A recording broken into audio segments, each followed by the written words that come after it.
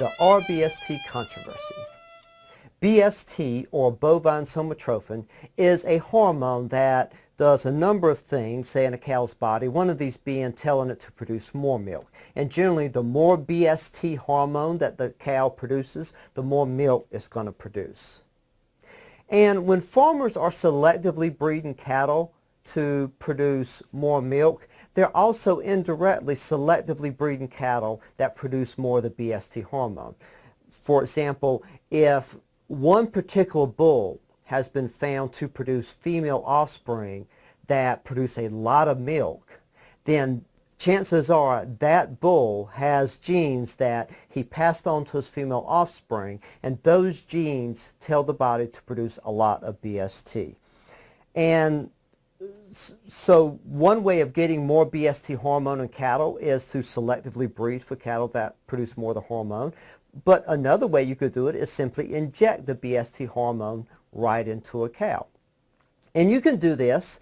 Before 1994, it was hard because it was hard to acquire a supply of BST to get an affordable supply. You could get it, but there wasn't much of it, and its price was pretty high. But then in 1994, a biotechnology company learned how to produce it, the BST hormone, on a massive scale and relatively at little expense. What they did was they genetically modified a bacteria, and that bacteria produced the BST hormone. Then you could, using this genetically modified bacteria, you could get lots of this BST hormone, put it in a shot, and give the cattle the shot, and the cattle will produce more milk. Now, you can't feed that BST hormone to cattle because the hormone is a protein and it will get broken down in the cow's digestive system. So you have to bypass the digestive system by injecting it directly into a cow. Farmers who use BST or rBST, and by the way, when the BST is produced from that genetically modified bacteria, it's no longer called BST, it's called rBST, the R standing for recombinant. Farmers who administer rBST shots to their cattle find that their milk production increases about 5 to 15%. And that's a considerable increase. It lowers the price of milk, and so long as the process that produces rBST doesn't result in large carbon emissions, the use of rBST on farms could reduce the carbon footprint of milk. Now, despite the fact that rBST has a considerable impact on milk production, only about 20 to 30% of cattle today receive rBST. And the reason is that rBST is simply so controversial, very controversial. If you go into almost any store in Oklahoma today and buy milk, and this is probably true for most of the nation, it's probably going to have this label, and it's an interesting label, and it's going to have two things. First, the label is going to tell you that farmers who produce this milk have pledged not to give rBST to their cattle. But then it's also going to have the statement, according to the FDA, no significant difference has been shown between milk derived from rBS treated and non-rBST treated cows. So again, let me repeat these two things. It's funny to have on label. Right in the same label says, one, we the farmers, we pledge, we promise you we did not use rBST on our cattle. Second, even if we did, there would be no difference in the milk that you consume. And the reason we have that label is because consumers are conflicted and consumers and scientists disagree on rBST.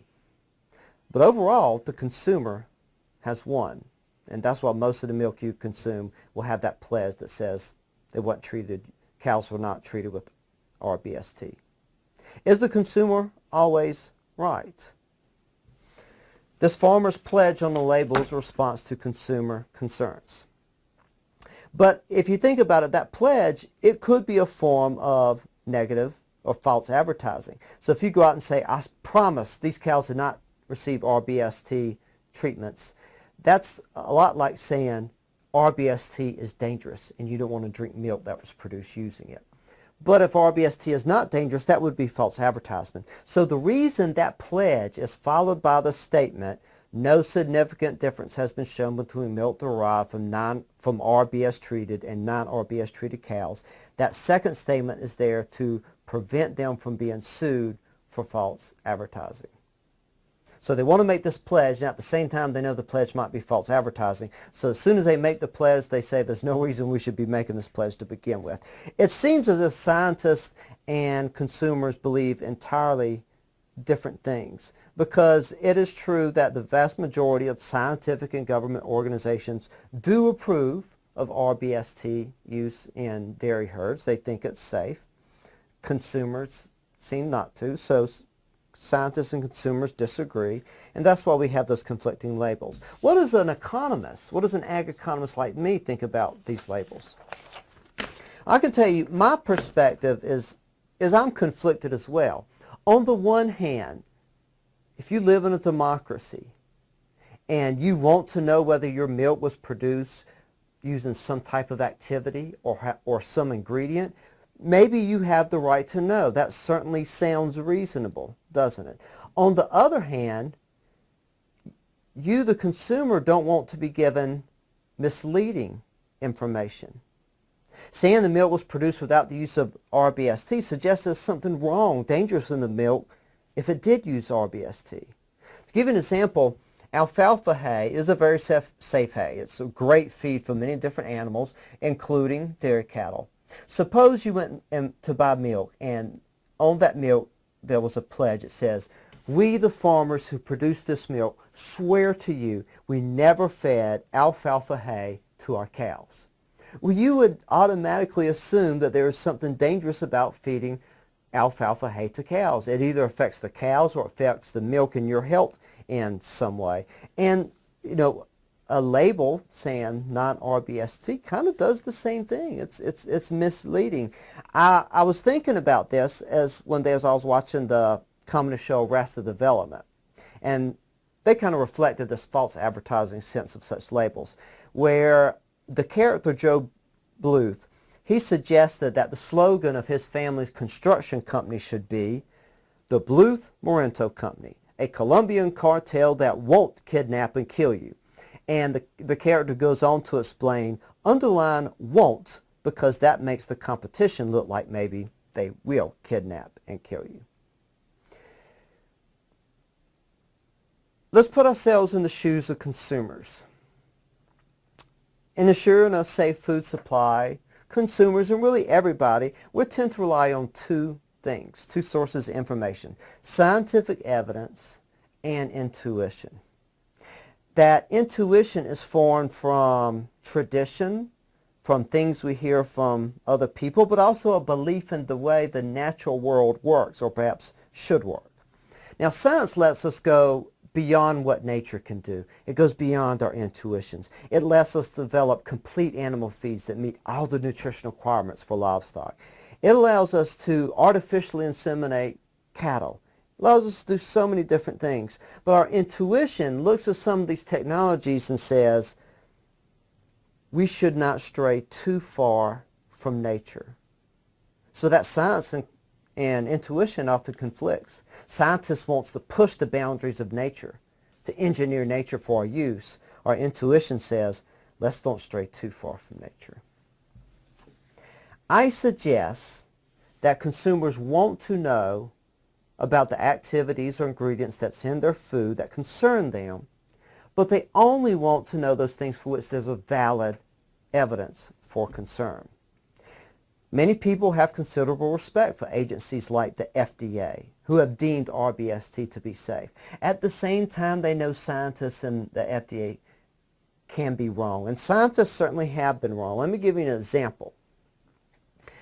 In the 80s and maybe the decade before, there was a practice, probably not very widespread, but there was a practice of taking the rendered carcasses of sheep and feeding it to cattle.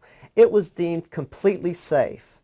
Scientists approved it. If you used your intuition and said, cows don't naturally eat sheep, this is bad, it's dangerous, scientists would have laughed at you and said, you haven't looked at the science. But it turned out the science was probably wrong, because what they found was that mad cow disease probably came from cattle that were fed rendered sheep carcasses. So this is a case where the scientists were wrong and the people who wanted to stick their close to nature, rely more on the intuition, were right. And this is why some people today protest the feeding of processed poultry manure to cattle. It's something we do. It's not a widespread practice, I don't think, but it is an accepted one. And it's understandable if someone looks at that and says, cattle do not naturally eat chicken manure. Let's don't stray too far from nature. We saw what happened with mad cow. So I can see both arguments there. So that awkward label on milk, it tries to provide consumers with both scientific evidence and notions that appeal to their intuition. That label says there's no reason to be concerned about rBST, the scientists say.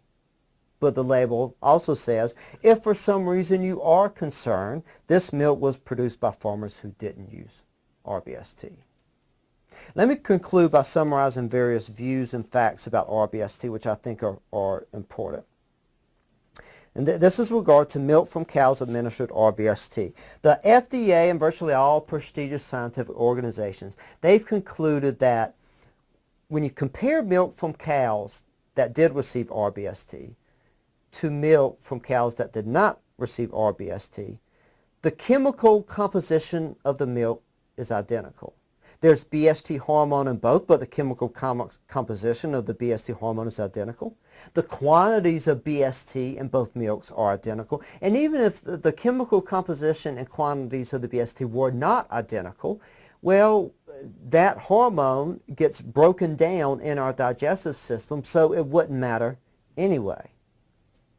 Now, it is true that cows receiving rBST are probably more likely to develop mastitis. Mastitis is an infection in their udder. It usually requires the cow to be removed from the herd so that their milk won't enter our milk supply, and requires the cow to receive antibiotics. And so it is true that cows receiving rBST are probably more likely to develop mastitis, but that's probably not the result of rBST, but just the higher milk production, because it seems to also be true that if you have cattle that produce more milk, even without the rBST, they also tend to develop more mastitis. And if we use rBST and there's more mastitis, it wouldn't affect the milk you drink, because the milk from cows with mastitis don't go into the food supply. If farmers are given antibiotics to the cow, you do not have to worry about those antibiotics going into the milk and being consumed by you. You don't have to worry about consuming antibiotic residues because, again, that milk doesn't go into food supply, and the FDA has a zero tolerance for antibiotic residues in cow milk. Some have claimed that the corporation who developed rBST hid data that there was this positive correlation between rBST use and mastitis in cows. Maybe, maybe not, I'm not sure. But even if they did hide that information, I think it's something that scientists expected to see anyway, so it probably wouldn't have mattered. Now, there's been some controversy around this thing called insulin growth factor 1. IGF-1. And that IGF-1 is in higher amounts of milk produced from cows receiving rBST. It may be true, there's a little evidence to suggest that people with higher levels of IGF-1 in their blood may have a greater chance for developing cancer. The literature is far, far from certain. It is true that adults who tend to drink more milk do have higher IGF-1 levels in their blood. The same is true for people who drink soy milk. So the IGF thing, it's become one of those things that if you're naturally fearful of rBST, it just adds to your anxieties. But if you trust the regulatory agencies, then there's probably nothing to fear. I think it's interesting to add that when Ohio tried to enact a ban on labeling milk rBST free, one of their courts ruled that milk from cows treated with rBST is compositionally different than milk from cows not receiving rBST because it has higher levels of IGF-1, higher levels in the rBST milk, that is. And if one thing we can learn from the rBST controversy is that consumers are the boss. Even though rBST definitely increases milk production, less than 25% of cattle in the U.S. today probably receive rBST. I've been told that you cannot buy milk in Oklahoma that comes from cows receiving rBST. So what this all means is that probably most of the cattle receiving rBST, their milk is being used not for fluid milk for consumption, but used to make things like yogurt, butter, and cheese. And so it's consumer demand that has caused so much milk to be produced without using rBST. And it tells us that when consumers want something, they're generally going to get it, and that's probably a good outcome in a democratic society. Thank you.